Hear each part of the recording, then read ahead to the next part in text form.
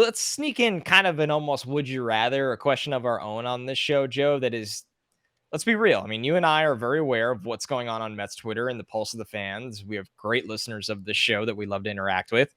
The conversation right now is, can the Mets lose enough games to pick in the top 6 of the draft / lottery where they will not be penalized in the first round, right? What I'm highlighting for those that don't know, and we talk about it almost every show, is if the Mets pick outside the top 6 in the first round, the pick moves back 10 spots because of luxury tax penalties. If they pick in the top 6, that pick doesn't move back until the second round. So they'd hold on to that top 6 pick.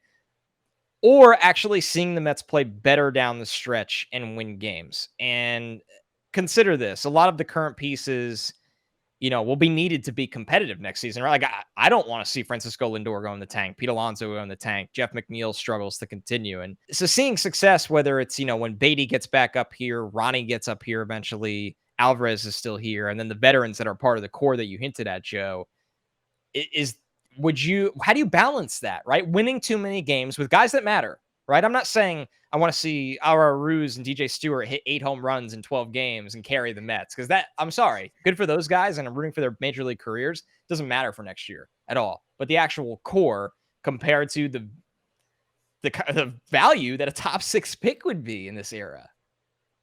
My gut tells me draft pick, because that's what I do. I do the prospects, I do the draft. If you said the other thing, I would have called you a liar. Yeah, that's fair. But when you think about the pick drop, it's not just falling from 7 to 17. The Mets fell from 22 to 32 this year, ended up with Colin Houck, and we're good.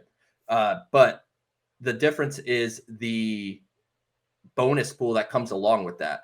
If they pick number 6, based on just using this year's numbers as a guide, if they pick number 6 versus number 17, say they drop 10 spots from number 7, that would be a $2.5 million bonus pool difference. That's like the equivalent of adding another first-round player to your class. Yeah, that's crazy. So to me, I prefer the idea of the draft pick. But then the other side of me is also a Mets fan. Like, I don't want to see them, like, the core players actually stink for the rest of the year. So I'd like them to play well, the core players at least.